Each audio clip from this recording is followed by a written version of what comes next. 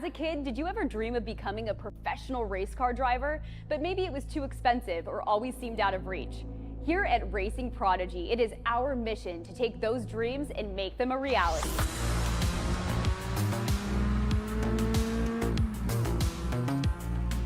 You too can be just like Jeff Gordon, Lewis Hamilton, Max Verstappen, some of the greatest drivers ever, and be a part of a world where real-life racing and motorsport opportunities are available to everyone. That world is now here. Here at Racing Prodigy, we provide real-world racing opportunities to those with grit and skill who may otherwise never be discovered. Thanks to esports competition, a new insight has been found. The skill set of virtual racing transfers to real race cars and tracks.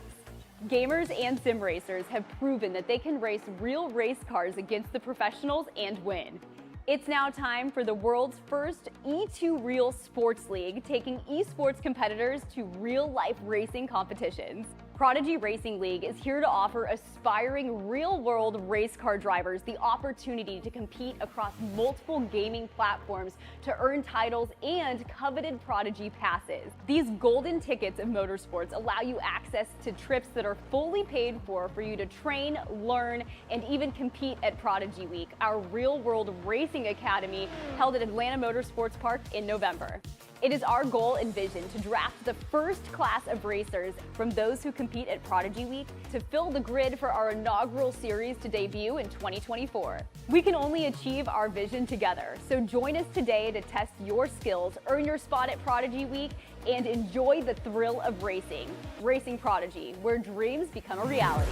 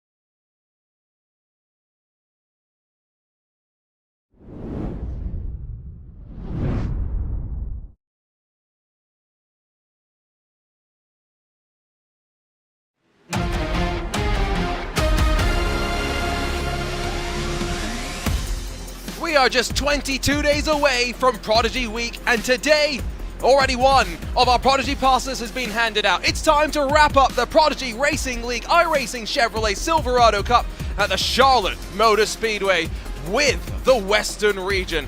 Hello everyone, welcome back to iRacing's Esports Network and to RaceSpotTV and to Racing Prodigy's YouTube. My name is Arjuna Kankipati, joined alongside once more by Joey Tebben. And Joey, earlier today we had plenty of fun. We've seen just how much chaos this legacy truck as well as the Charlotte Motor Speedway can bring in combination. And now with the next 30 minutes of racing, we will settle the next Prodigy pass and take one step closer to Prodigy Week.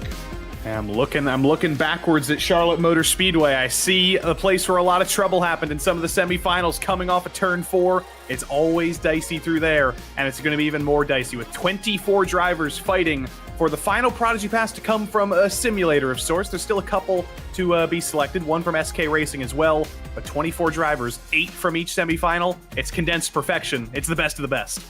let's talk about what we saw with the 3 semi-finals. We took the top 72 drivers from this Western region from a public time attack qualifier. Anyone was able to join. All you had to do was register on racingprodigy.com and then join the public time attack qualifiers. The Eastern region, well, we found out that drivers outside of America maybe don't enjoy truck racing as much as we do in the US, and so they went straight to the finals. 8 drivers from each of 3 semi-finals are going to go racing in the finals, and each of the regions, not just a Prodigy pass on the line, but Joey, fantastic hardware courtesy of our friends at Asetek SimSport and SimLab and Grid Engineering. I mentioned earlier today, I should have signed up for this. I should be in contention for those Asetek pieces of equipment. I need some upgrades myself, but whoever does finish second to get those prizes is going to be very, very happy with that. And of course, the Porsche 911 GT3 Cup LCD display, the same one essentially that comes out of the car in the real world. That's going to be another valuable addition to any sim rig. But everybody's got the Prodigy Pass on the line, Arjuna. Those other prizes, they're consolation prizes in a way. People are very happy to win those, but they want to race the car in real life. They want the Prodigy Pass. Absolutely, but we must thank Asetek SimSport for providing us with their support. The Invicta Quick Release Adapter maximizes the wheel options compatible with the Asetek SimSport wheelbases and features integrated power and data, allowing for hassle-free connectivity between the wheel and the wheelbase. You can bring any wheel into your Invicta with your Invicta Quick Release Adapter to the Asetek SimSport wheelbases. We'd also like to thank SimLab and Grid Engineering. Right now you can order their exceptional products for sim racers seeking the utmost quality. SimLab's P1X sim racing cockpit has become the gold standard in the industry, and Grid by SimLab has a premium line of official Porsche licensed products available for you. The 911 RSR sim racing steering wheel or the 911 GT3 Cup dashboard display unit can be ordered online for all Porsche fans. We know that qualifying is important. They are moments away from getting underway there, but let's talk very quickly about Prodigy Week, because Joey, it feels like just a couple of days ago that we got underway with the iRacing GR86 Cup, the first step on the E2Real pipeline, allowing sim racers the opportunity to be tested in the real world.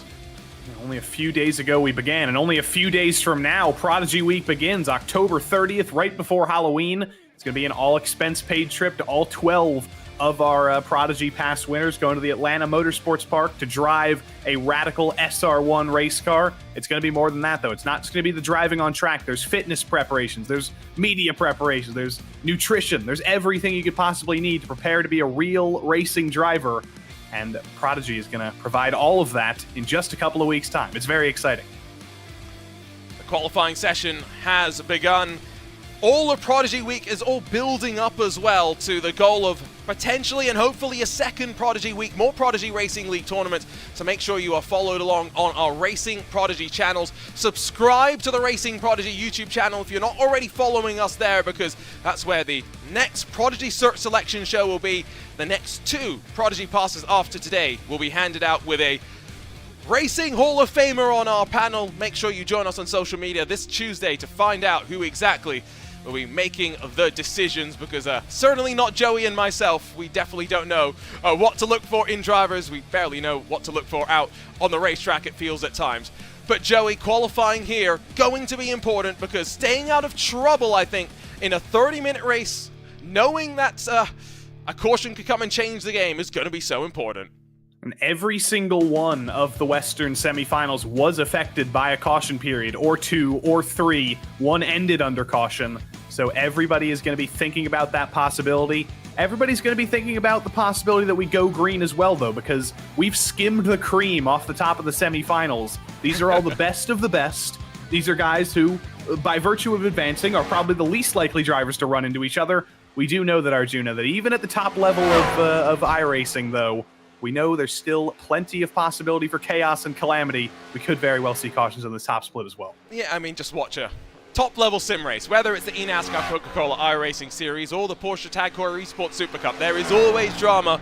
There are always those that need to find some improvement. Now, Jaden Rayner was one that very much impressed us, won his respective semi-final. Remember, 3 different semi-finals, 3 different winners, but semi-final winner number 1, Garrett Lowe, I think is going to be the driver that maybe takes center stage along with the likes of Matt Busa in qualifying, because they sacrificed their lap number 1, they build on lap number 2. Garrett Lowe heads to the line, Lucas Cram fastest of them all, the target with a 37.28. Where's Garrett Lowe gone? Fastest of them all. Garrett Low, more like Garrett High. No surprise to see him up at the top of the table, but here's who I believe is going to be his main rival, Matt Busa, his competitor in the eNASCAR Coca-Cola iRacing Series. As I say that, Brandon Hawken goes up to the top by 1,000th, but Matt Busa's on his fast lap right now. He spent the first lap riding high, building up speed. This is the money lap. This is Matt Busa on the clock. Brandon Hawken has been busy. He was just competing in the Ferrari Esports Series. Now back to the ovals, 1,000th at the front, and Matt Busa with a 7.24's 5,000ths off, but only good enough for the inside of row number 3. These are ridiculous margins at the head of the field. 1/10 of a second separating the top 15, and 10,000ths of a second separating the top 5. That's just an infinitesimal number. That's not a number we can comprehend. You blink in about 1/10 of a second. How about you divide that by 10? Let's see if Octavio Rondeletto fits in that same margin. He does. A little bit lower than he would like, though. It's only going to be the top dozen for our sole Argentinian in the top 24. Flip the last 2 digits of the number and you get the pole position time. Those are the margins that we have, though, and qualifying was expected to be important. 0.5 of a second splits the front 9 drivers. We've got some time to wait now as Matt Washington, I think, is actually going to get a time across the board as well. Currently the slowest of them all. Where is he going to fare with the first lap being a banker? Only gets him to 23rd, but still a slight improvement there. Oh, Joey, 1,000th at the front, 4,000th back, 3,000ths, 2,000ths, 25,000ths, 3,000ths, and then identical times. Qualifying on ovals is always a really close affair. It's an absolutely ridiculous margin to consider. 1,000th of a second. It's not a margin that somebody can really think of in your mind. You can't even think about 1,000th of a second, but because by the time you've started thinking about 1,000th of a second, it's already been multiple thousandths of a second. It comes down to centimeters. It comes down to the barest of margins. It's essentially whether you turned a centimeter earlier than somebody else. It's infinitesimal, and that sets things very, very well, I think, for this final, Arjuna. With things this close, they're going to be close for the whole half hour. It is going to be close indeed, and the drivers are all getting locked and loaded. Final moments before they go racing. All 24 drivers on the screen in front of you, with the exception of Octavio Rondeletto, who has stepped aside for a few moments just to steal the nerves. Give a thought, by the way, for Jaden Rayner as well, because his trip towards this finals was simple on track, but there was some drama along the way, I think, to say the very least. Bit of a roller coaster of emotions, and now you can see him, hands clasped, getting ready to go. Joey, these are nervy moments. Very nervy moments. You see the differences in the background. Some people, differences in equipment as well. Some people in the highest level equipment, they've upgraded their stuff to the highest possible specs. Some people still on entry-level equipment and making speed that way, maybe looking to upgrade their setup by making their name here. I see Brandon Hawken down there on the bottom row in the darkness. So let's go to the grid. Let's see where they all ended up. Let's take a look at it. Brandon Hawken, fastest of them all with a 37.19. But it's only 1,000ths off to Garrett Low on the outside of the front row, while Matt Busa and Lucas Cram round out the rest of those front 2. Boy, 10,000ths, or rather, just under 10,000 splits them. It's going to be fun to see how they manage the tires with 30 minutes, not 20, on the clock. John Hall, Aaron Smith, 5th and 6th positions while rolling back to 7th. Nathan Fuller will line up alongside Corey Ensig with identical times on the board. Jaden Rayner, winner in semi-final 3, lines up alongside Garrett Vitton, and the outside of row number 5, Camden Hibbett, Octavio Rondeletto, 11th and 12th positions. Still not even 1/10 off to 13th spot and David Brown. Aaron Ramon will be on his outside with Noah Carter, Brandon Lindauer, Jake Cummins, and then Jacob Dunn through your top 18. Final 6 drivers: Ryan Avila, Nathan Saxon, Brian Campbell, Cody Reed, Matt Washington, and Douglas Newbinging, who we saw carving his way through the field in his respective semi-final on some fresh tires. What's he going to be able to do from the very back of the pack? Plenty of strong names and some form to fall back on, because identical conditions to go racing, Joey, under the night lights at America's home for racing. And all of these drivers got a 20-minute practice run essentially in the semifinals. I assume a ton of the drivers, maybe not Brandon Hawken, he's been busy with other things, but they've had 5 hours to do a little bit of extra practice, do a little bit of extra testing, extract every last thousandth of a second possible, maybe even practice a long run if that comes up, so you're ready for that. And everybody has been as prepared as they'll ever be. Pace car's about to pull off the grid, and there's no turning back now. there will be favorites, I'm sure, for people watching, whether it's on the iRacing Esports Network, RaceSpotTV, or on the Racing Prodigy YouTube channel, where, just a reminder, you should make sure you're subscribed. The latest and last Prodigy selection show before Prodigy Week at the end of the month will be live on October the 12th with a Racing Hall of Famer joining us. And of course, all the action itself from Prodigy Week will be live streamed on the channel itself. Join us on social media for all the latest news in the build up to that. Joey, who's your favorite to come out on top? Ultimately, the finishing positions in the semi-finals didn't mean much, yes, but realistically, drivers have understood what the challenge is that lies in front. I think, if I'm going to be honest, I predicted Garrett Lowe would win when you asked me this question about 5 hours ago, so I think I have to stick with that as opposed to looking like a flip-flopper. So I'm all in on Garrett Lowe. He's my guy. He's going to win. That's what's going to happen. I'm not going to be wrong. How many laps before we see a caution? Because it's a timed race, 30 minutes, but cautions are still on. That's the question. Do we see an early caution with some early drama, or do we get spread out? I don't know. Either one's possible. I predict we'll get a long run, and I hope the drivers prove me right. I hope they live up to that. It's the penultimate chance on track to win a Prodigy Pass. There's still a tournament on SK Racing to close, but here, under the night lights at the Charlotte Motor Speedway, 24 drivers have endured just 30 more minutes to hold on, and a spot in the Atlanta Motorsports Park awaits. Early jump from Brandon Hawking underway at the Charlotte Motor Speedway for the PRL iRacing Chevy Silverado Cup.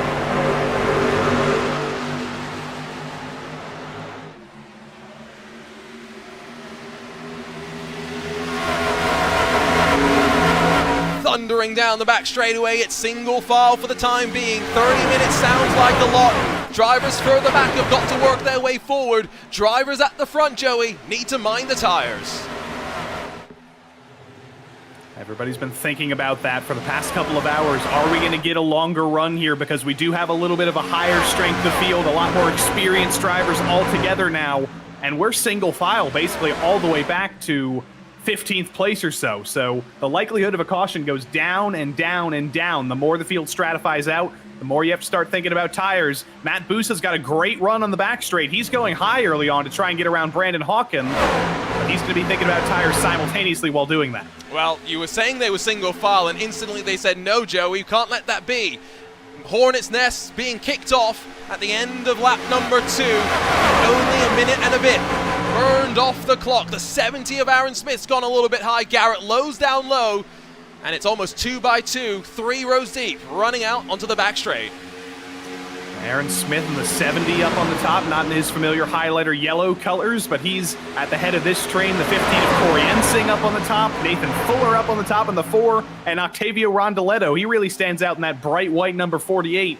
He's one of the most aggressive drivers you can ask for. He wants to move his way forward. He knows he's got some work to do starting at the back of the field. He's already up 2 spots, and he's just trying to find where the momentum is. He can't find it, though. It's allowing Hawken and Busa at the front to mind the tires. Ideal situation for them. Are these drivers going to get the memo as well? We have also got to just point out that 2 of our semi-finals were decided by late race cautions as Brandon Hawken is down on pit lane. What in the world has happened to Brandon Hawken? You're right, he's pulled down pit lane. Does he think potentially that we don't have enough fuel to make it to the end? I don't think that's possible. A penalty. A penalty? Did he jump the start? I have to get word from race control, but that's a shake-up immediately. Let's welcome Josh Smith, by the way, to the stream from Mazda, oversees the Mazda Motorsports Club Racing Program, shootouts and more. Thanks for joining us. Of course, there's a lot of the ex-Mazda shootout staff that are supporting our project here at Racing Prodigy as well. Almost 3 wide across the line. Drivers trying to work their way forward, including Jaden Rayner. I don't like this, Arjuna. I don't like this. 3 wide through the quad oval very rarely works, and they just tried it for the first time. There was a little bit of contact between, I think, Corey Ensing and Nathan Fuller. They got away with it, but you can only get away with that for so long. As we see the perspectives of some of the drivers, that's Jaden Rayna on the right side. He's looking very intense. He's looking collected. He's looking ready. Remember, he won in the 3rd semifinal. He's in 8th right now. He's not used to being this low down. Nathan Fuller alongside as they work their way side by side, 3 rows deep still. Goodness. There's only 3 and a bit minutes done in this one. The 10 extra minutes as well means that tyres going to be even more of a precious resource come the end of the race. And I will just confirm, Brandon Hawking got a jump start penalty. Oh, that's brutal, and he is officially done and out of the race. That's gonna hurt. That's gonna hurt quite a bit.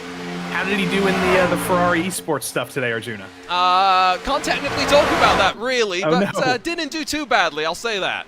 At least he's got something to fall back on today. At least it hasn't gone all bad, but he's also going to be one of those considered by the Prodigy Search Selection Committee. He's done a great job. He was leading before that penalty came out. He's yet another driver who can put his name into consideration and really deserve it. I think so. Prodigy Search Selection again, October 12th. Special start time of 10 a.m. Eastern, 7 a.m. Pacific. It's going to be exciting. Going to be a lot of fun. Ron DeLetto's on the charge up forward. So is Jacob Dunn.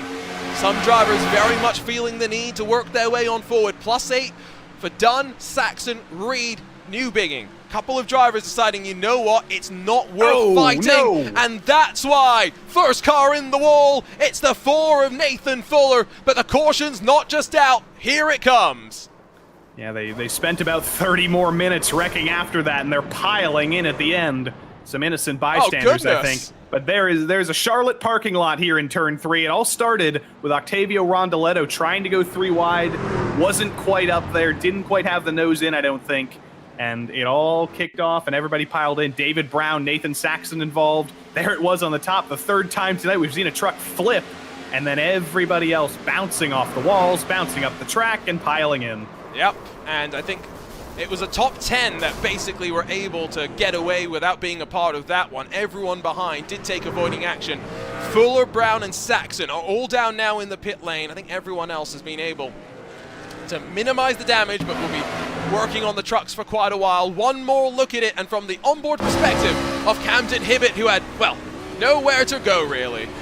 Well, he had a very much inhibited view there. A truck flipping in front of him, damage to the front end, and then quite a bit more damage to the front end. You can see from the upstairs perspective here, Octavio was not really there. The door wasn't really open. The lane wasn't really open, and just a little bit of contact ends up in a very large crash. You do have to wonder why some of the drivers at the back got involved. You know, the caution was already out at this point. Some more people piled in. There was a little bit of ARCA brakes, but for the most part, everybody up front did a good job of avoiding this absolute calamity. There's the Trarca brakes I was mentioning, the truck ARCA brakes, and that's not how David Brown wanted his night to end. I do like a gratuitous slow-mo shot, and so a good example of just how much drama there was. Now, there is a busy run down pit lane, and on the exit, Garrett Lowe beats Matt Busa, John Hall, Aaron Smith, and Corey Ensing, the top 5. Lucas Cram comes out just in front of Jaden Rayner, but I'm not entirely surprised to see the field coming into the pit lane, Joey, with about 9 laps of racing being in the books. Yeah, it was just long enough that it was probably worth it. The tires were starting to fall off a little bit, and if we do go green to the end, keyword if, that would still be a pretty long run. That would be almost 40 laps or over 40 laps, and you definitely want that little bit fresher in terms of tire age to make it to the end. Garrett Lowe, though, back up front, he was not up there when the caution came out, if I remember correctly. He's at a fantastic run through pit lane, almost a second faster through the lane than Matt Busa, better stop and all. And he's got the track position. That's going to be a very comfortable spot for Mr. Garrett Lowe. He was in front at the time of the caution, but it all comes, I think, at a crucial time, given that you can see those numbers on the left side of the screen. There are some pretty big ones amongst the top 10 now, including double digits. There are the top 4. I love that we get these webcams. We figured we might as well enjoy them. Garrett Lowe on the bottom right, Matt Busa to his left, John Hall to the left, Aaron Smith to the left. 3 drivers, all in regular reality, and of course Aaron Smith the one in virtual reality. But of course you can see that I'm pretty sure John Hall's got a single monitor directly in front of him. He does. Aaron Smith also has a single monitor in front of him, but he can't see it because he's in VR. Critically, though, Aaron Smith has turned his lights on, so we can actually see him now. Oh, okay. I was going to say that maybe there's just less sun coming in from the back, but he's actually turned his lights on. That could be it, too. Okay. He might have adjusted the exposure, because now the outside's looking a little bit overexposed and the inside's looking exposed, but that's how it should be. That's what we want to see, and we may just see his cat walking across his keyboard here soon. That's a very real possibility. Hopefully not taking him out of the race. Can you imagine that? That would be a story to tell. I lost a Prodigy pass because of my cat. Yeah, he'd be so mad. He'd be catatonic. I set you up. I set you up. Anyway, I was rolling through the words with cat in them. I ran out. I apologize to the viewers for Joey. There's only so much we can do. Now, everyone was down in the lane. I'm pretty sure only about 12 cars didn't come in for some sort of damage repairs. There are cars out there still with damage circulating. Cummings, Reed, Rondoletto, Hibbett, Carter. Drivers retired: Fuller, Newbigging, Brown, Saxon, and Hawkins. So that's 5 retirements of the 24. 10 minutes almost burned off the clock. Once again, we enter in towards the restart zone, but this time Garrett Lowe, Matt Booster share the front row of the grid. Lowe with another good jump. John Hall's going to try and slide it up the inside.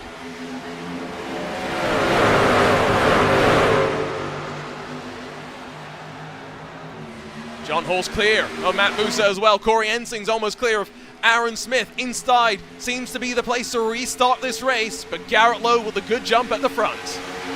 John Hall, the Massachusetts Maritime Academy graduate, very recent graduate, junior cadet, racing in 3rd place right now. Falls in line behind Matt Booster. He had a great restart, had the top, but couldn't quite make it work. Corey Ensing's trying to join the fray as well. Aaron Smith getting aggressive. It all looks a little bit separated for the moment, but everybody's able to close it down. Booster's going to close back up to Garrett Lowe. We're going to see a similar cloud of cars that we saw in the previous run, and we already do see it for 3rd. Let's not forget that we had to re-qualify before this race. In previous Prodigy Racing League tournaments, the results of the semi-finals helped to set the grid for the finals itself. Drivers like Lucas Cram, victorious in semi-finals, still having to fight their way on forward, currently sat in 7th. It's a nervy sight in front when so many trucks are swarming on top of one another. Winner of semifinal 1, Lucas Cram, by the way, so he's in good company. He's got his fellow winner Jaden Reyna almost directly ahead of him now, and he's in a good position right now. He's got the cloud of cars ahead of him, the cloud of trucks ahead of him, I should say, that are fighting very, very hard. He can ride in line for at least a moment while they are side by side, know that there's a wall in front of him that he can't really break through, and maybe save a little bit for later on in the run if we do get that long green flag run. You can see Brian Campbell as well on the camera as John Hall gets past. Plenty of drivers working the wheel, but at the same time trying to minimize how much input is going on. We were talking about this in the semi-final. Some oval drivers, going back to the early days of the eNASCAR Coca-Cola iRacing series, used to run without force feedback. Still blows my mind. It's driving a car without feeling.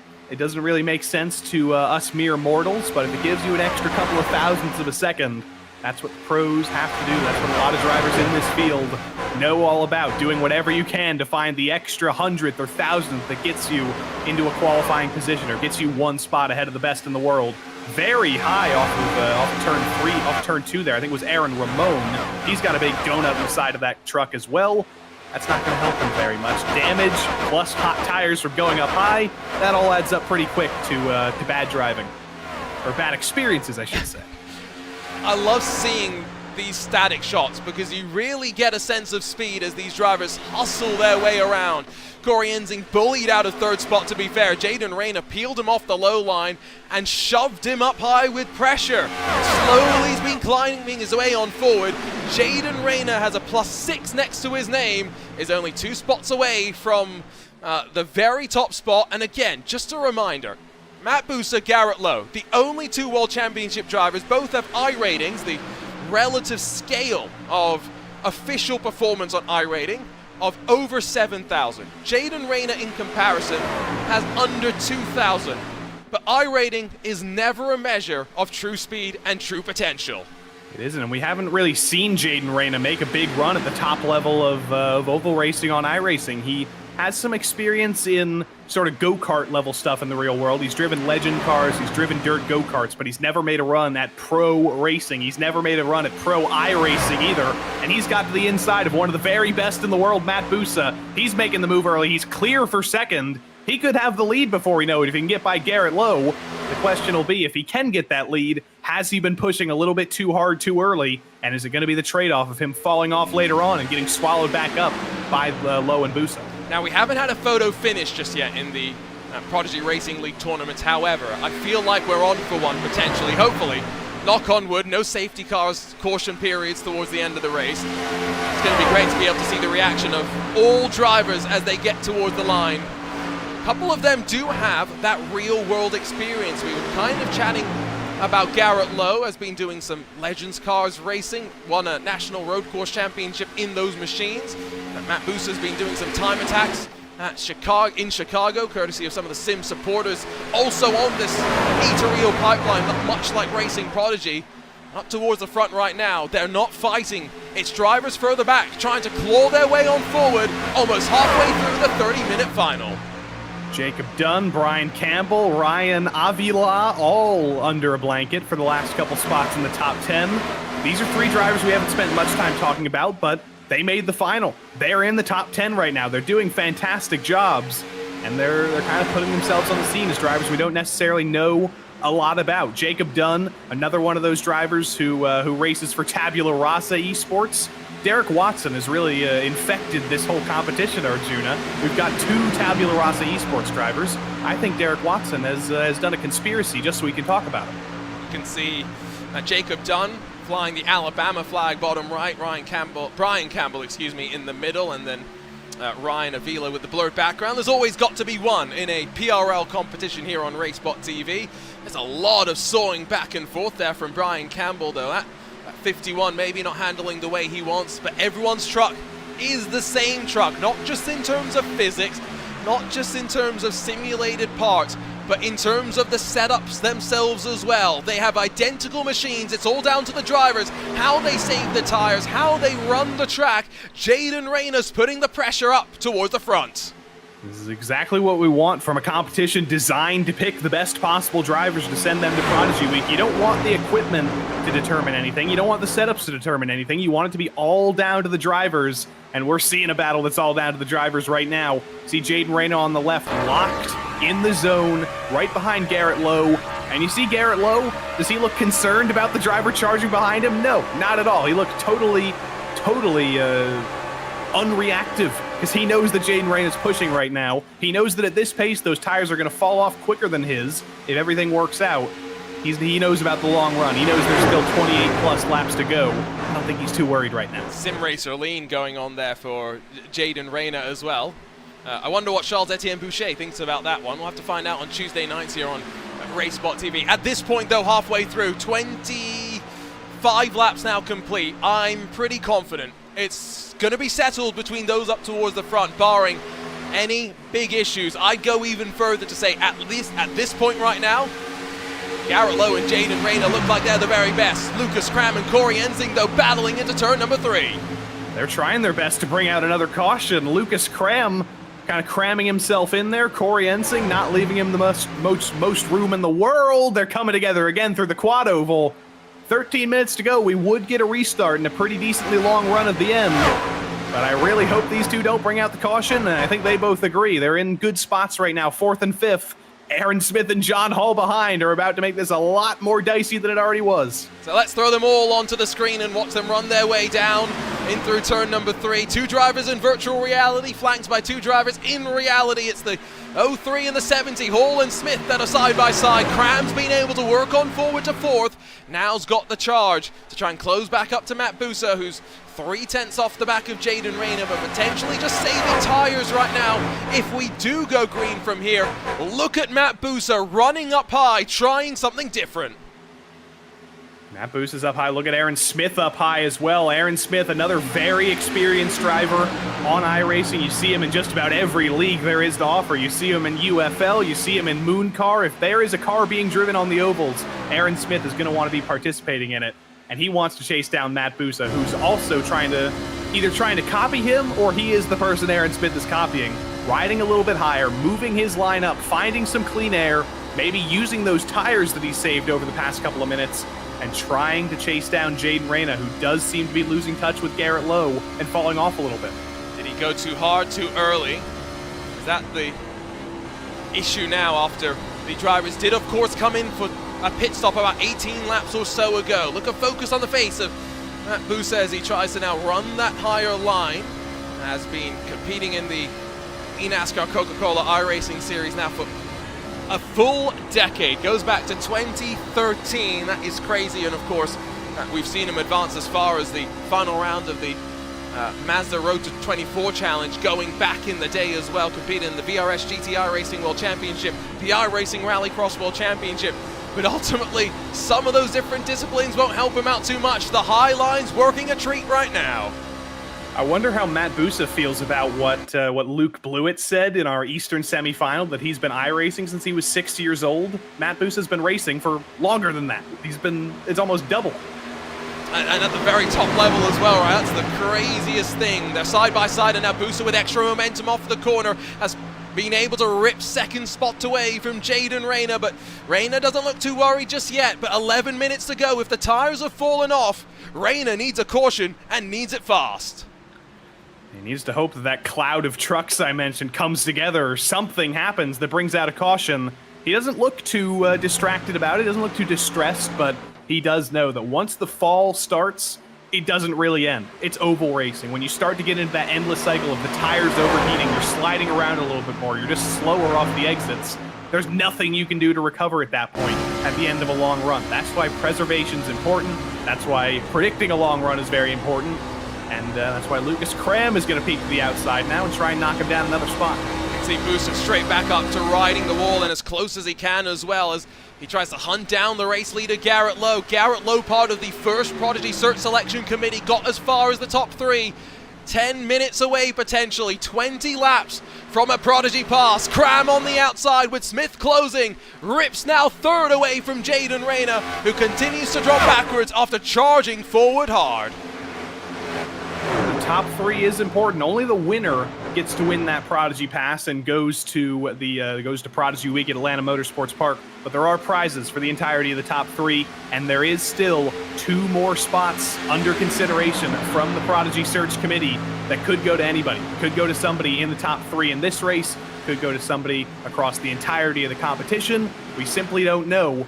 It's going to come up to the unnamed Racing Hall of Famer to pick that in a couple of days' time. Yeah, really cool search selection committees that we've had so far. Most recently, Max Pappas and Random Callsign joined Ewan O'Leary, while Linus Lundqvist and Arav joined myself the month before that. How do you top that? Well, you'll have to join us to find out. Not just fighting at the front, by the way. I just want to pay attention to this. As much as there are so many things to focus on about Prodigy Week and the stories there, like Joey mentioned, drivers outside of the top battle still are presenting their case to the selection committee, and through performances like this. Battle for 7th has dropped back from the leading pack, but Brian Campbell, Ryan Avila, Garrett Vitton, and Jacob Dunn, along with Carter Ensing and more, still battling as though they're at the very front. You can feel the hype rising. There's already enough hype for the selection committee show. There's enough hype here today. I don't know if I'm going to be able to survive more hype. So I'm going to set your expectations too high, Arjuna. I'm going to say the Racing Hall of Famer is going to be the best of all time.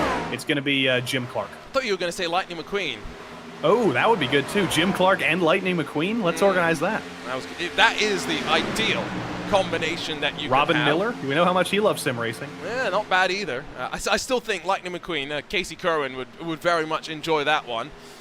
Up towards the front, speaking of Casey Kerwin, eNASCAR Coca-Cola iRacing Series competitors breaking away. Lucas Cram has gotten past Jaden Rayner, yes, but last time by, lost about a 100th of a second to Lowe at the very front. Bussa's committed. Bussa's running that high line, but running out of laps. It's maybe 16 last time by, with 3/10 to close.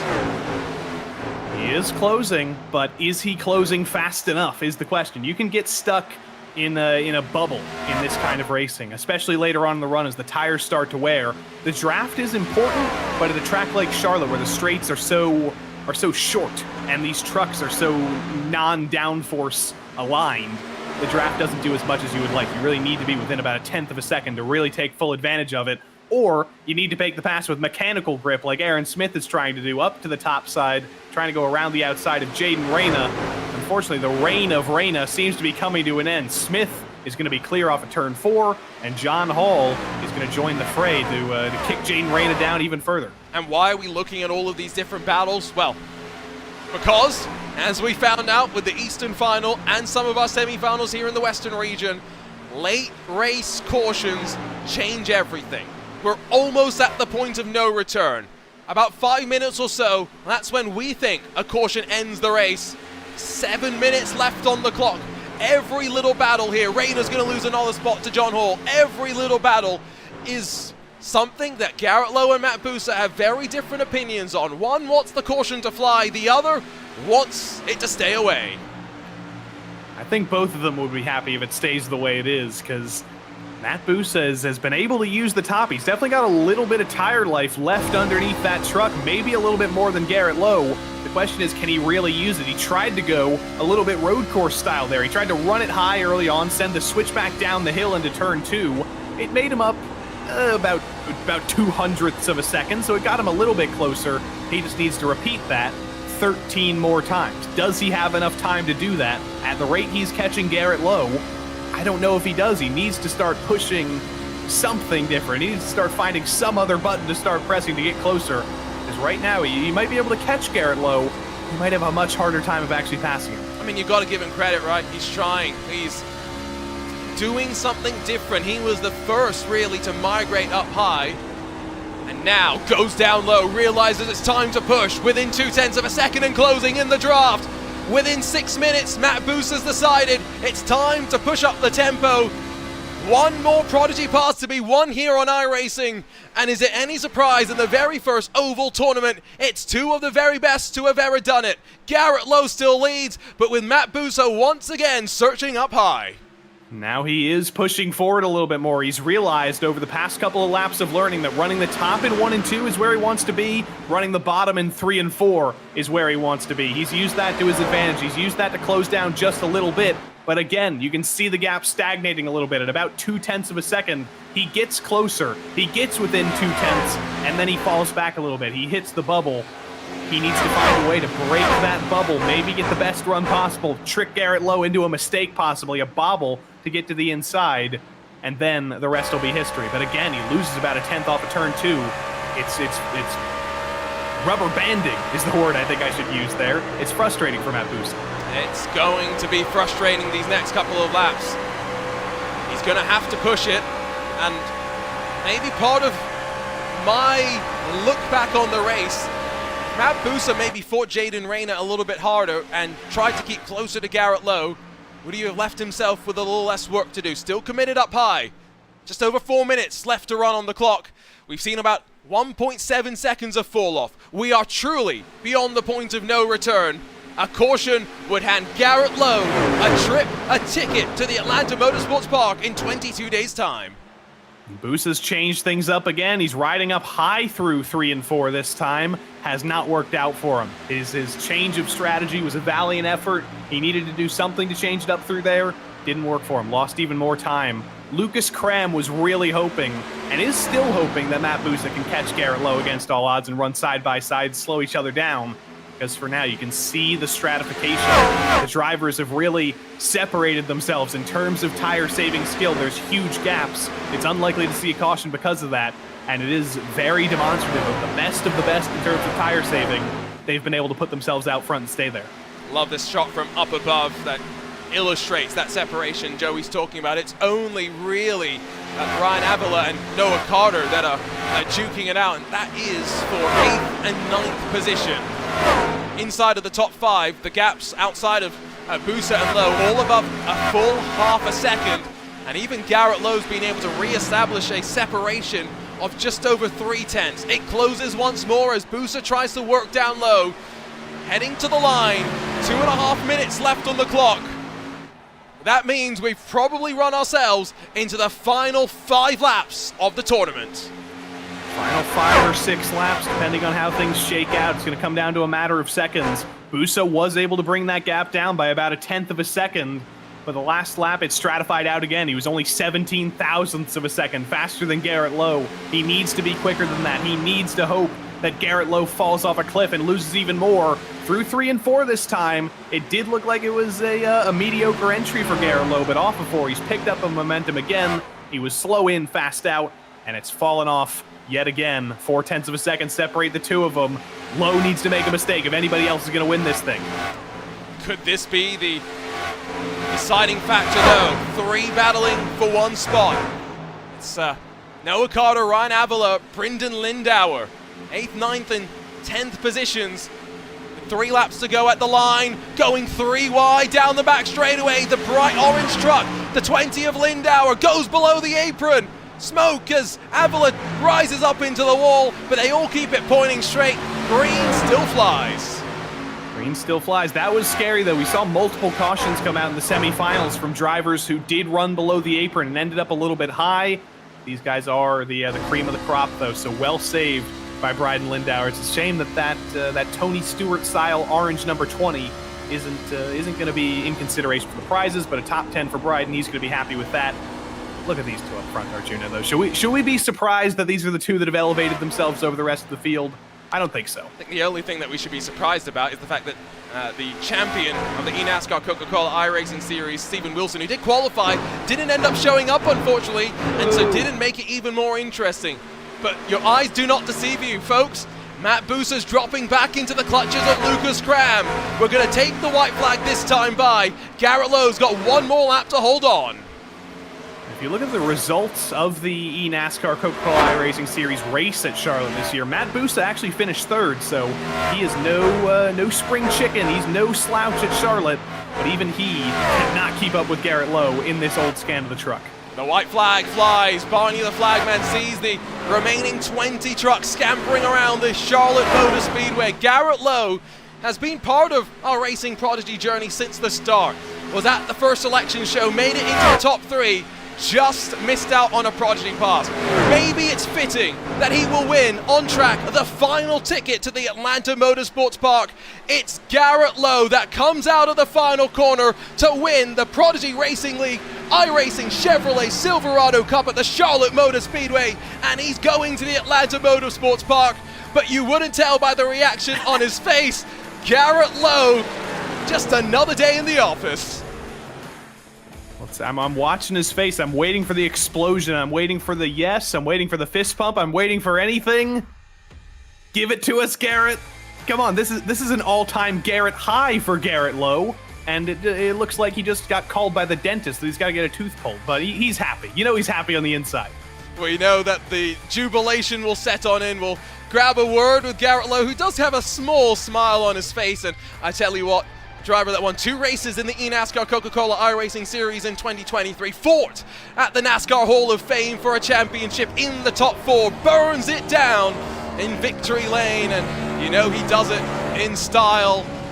Oh, we've had some fun in the first oval tournament of the Prodigy Racing League, Joey. I think my only request is, can we do it again and do it soon? I can only hope. This is the final tournament, or it's not the final tournament. There is one more on SK Racing, but it's the final tournament we get to broadcast, and we still don't see much emotion from Garrett Lowe, but I think I figured it out, Arjuna. Garrett Lowe is one with the car. He's a little bit like Lightning McQueen. He's showing his emotion. He's showing his emotions through the truck. That's what he's doing. Yeah, he'll go off for the victory lap as well, and we will grab a word with our race winner in a few moments' time and talk to him about the emotions, and hopefully there are some. Garrett Lowe, 1.2 seconds clear of Matt Busa at the end, and the winner of the Western region in the Prodigy Racing League iRacing Chevy Silverado Cup. Second for Busa will be a little frustrating. He dropped back after the charge on tires, almost into the clutches of Lucas Cram, but a valiant effort from Chicago's own. Cram will be delighted with 3rd after winning his semi-final and having to fight his way up, back up into 3rd spot. John Hall, Aaron Smith, Brian Campbell, Noah Carter, Brendan Lindauer, and then Jaden Rayner and Ryan Avila make up the rest of your top 10.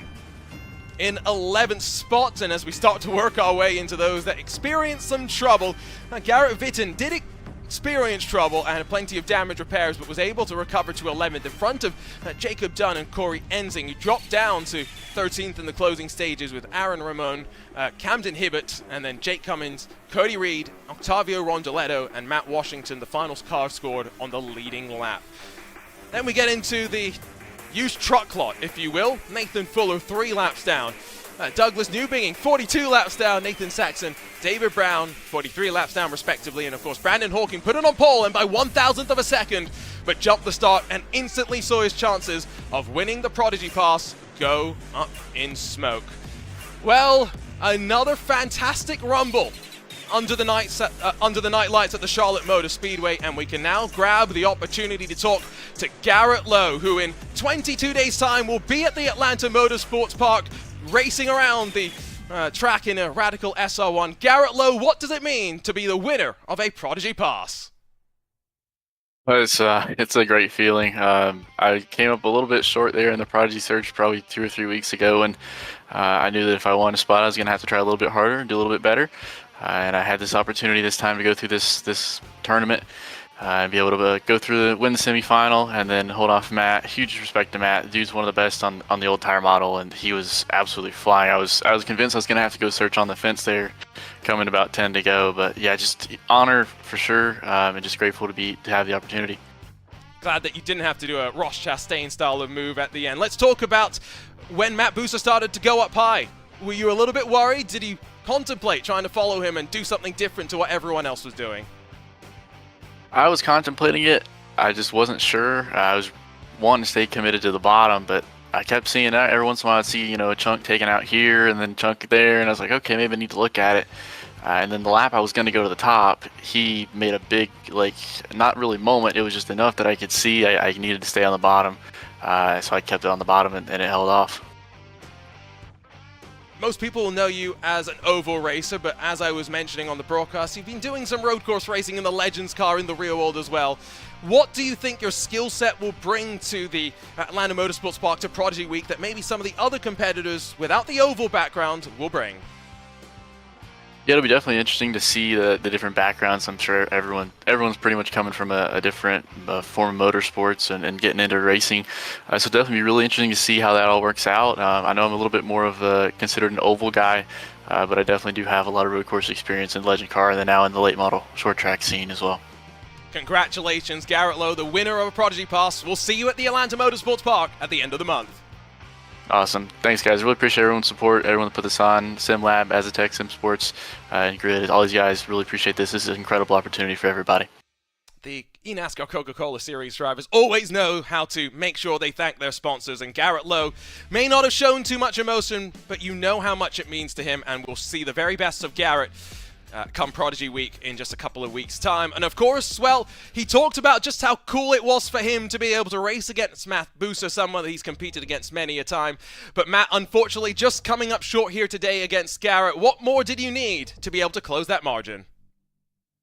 Probably just a better pit crew, some better luck on that pit stop when he entered as the leader and then came to a stop in my box about a second plus ahead of Garrett, but he was done at the stop before my crew even finished, so I think a better pit crew is really all I needed. I don't think he would have got around me if we had the run to finish there when he swapped spots on the restart.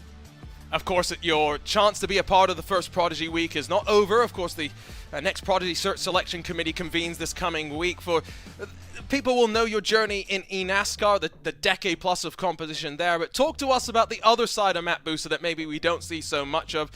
The part of you that's been venturing out and doing some time attacks in your local Chicago region. Yeah, so I've doing my only real road experience has been the Skip Arbor Racing School, and I won that through iRacing. But yeah, otherwise I go to this place called Sim Racing Chicago a lot.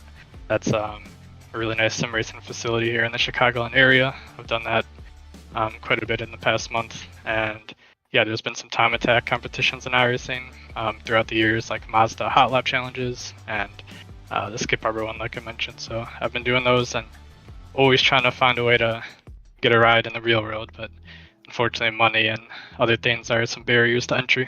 Well, you always show your best. Congratulations, Matt, on a great run today, and we'll hopefully see you a lot more in Racing Prodigy tournaments moving forward. Thank you. Matt Buser joins us second on the track, and we'll make one final stop on the podium. Lucas Cram victorious in a semi-final, standing by with Joey Tebben. Lucas Cram came home in third after the longest green flag run we've seen all day. Wasn't quite enough to win the Prodigy Pass, but how good did it feel to be catching a Coke Series driver on a tire run at the end there? Yeah, it was good. Obviously, third place is awesome, and I'm so thankful for the opportunity from Racing Prodigy. It definitely, yeah, the start there, I think Brandon kind of accidentally jumped it. He was trying to time it and accidentally jumped it. And unfortunately, I feel like it kind of hurt Garrett and I because, you know, he wasn't anticipating it. So I had to check up for him, and I kind of got shuffled back to like 6th or 7th there, and just try to work my way back up from there. And, you know, from the position I was in on that long green flag run, I was definitely hoping we would get one. I was kind of backing off at the start there to kind of save my right front tire and just try to paint the blue line the best I could. And I feel like it definitely paid off. And I drove back up the 3rd, and for a minute I was kind of like hand with him, and then I started to catch him, and then I fell off, and at the end there I ran down Matt. But yeah, overall just get my best effort, and that's all we had. There are 2 spots available, though, from the Prodigy Search Committee. We know down in Mooresville, North Carolina, you're working odd jobs as a valet, working in race shops to try and make that racing career happen. Stake your claim. Why do you think you should be chosen for one of those final 2 spots?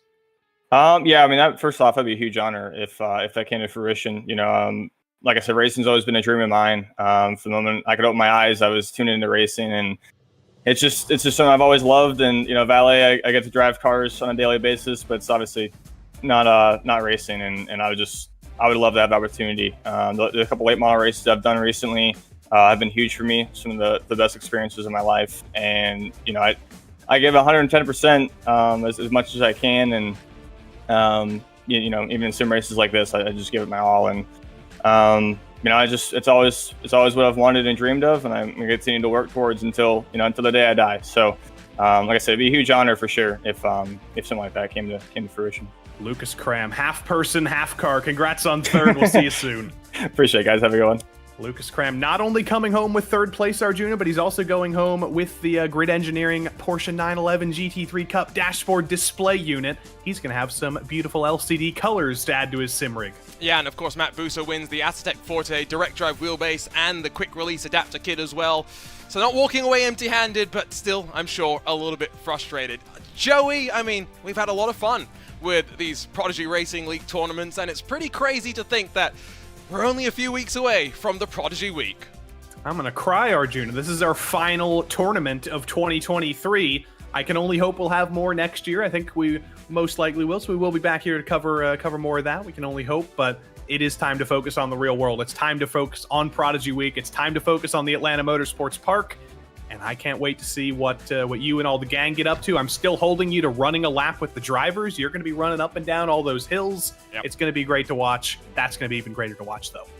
I really got myself into something with that comment on a broadcast, didn't I? It's not the first time, it won't be the last. Your steps in. Yeah, my steps in, my leaps in is I think what we're good. The only benefit I have is I'm tall, right? So long steps, hopefully less steps and less energy being used. It's going to be a lot of fun to see how drivers from so many different backgrounds come together as well. Don't forget SK Racing, there's still one Prodigy Pass to be won in a tournament. The Search Selection Committee on October the 12th will be exciting to see exactly who the top 20 are, and then 2 Prodigy passes selected from that. And like Joey mentioned, we'll be back hopefully in the future to do this more with more Prodigy Racing League tournaments building up to a 2nd hopeful Prodigy Week, and then with the ultimate goal being to pool the drivers from both Prodigy Weeks for a draft and the very first real-world Prodigy Racing League tournament. Atlanta Motorsports Park, let's quickly talk about that, Joey, because maybe some of the people watched our tournament there on R Factor 2, maybe some people did not. You talked about elevation, but boy, is that going to be a trial by fire for some people that have never stepped into a car this quick before, let alone a race car. Hey, you may want to stop by the Coca-Cola Museum on your drive there, get stocked up with some beverages, maybe get some caffeine because you're going to need it. It's a roller coaster of a road course designed by Herman Tilke, who we know from some of the finest Formula One tracks in the world, Bahrain, Shanghai, you name it. This was kind of his passion project in the forests of Georgia. It's got elevation change. Every corner is different. It feels like you're falling off a cliff in some corners. It's going to be the ultimate test of physical fitness and driver skill, and I can't wait to see how everybody handles it in the real world. And you can follow the journey, of course, on Racing Prodigy's YouTube channel, and make sure that you check out social media because there will be plenty of content coming on the journey into, through, and after Prodigy Week, including, unfortunately, the Arjuna Kanki Party run around the Atlanta Motorsports Park. Boy, that's going to be a fun watch for some, a painful experience for myself. We'll see you next time, though, on our journey through the Ethereal pipeline. We've already handed out 9 Prodigy passes, 3 more still to come. 2, of course, in the selection show here, 10 a.m. Eastern, 7 a.m. Pacific on Thursday, October the 12th. We'll see you all then. For now, it's time to say goodbye. Dominic Lukomsky, the winner in the Eastern region, joins Garrett Lowe with tickets booked to the Atlanta Motorsports Park. For Joey Tebbin alongside myself, Arjuna Kankipati, thank you so much for joining us. Congratulations to everybody that's been a part of our journey along the way. But to the 12 drivers that may have made it and will make it to Prodigy Week, we'll see you at the Atlanta Motorsports Park.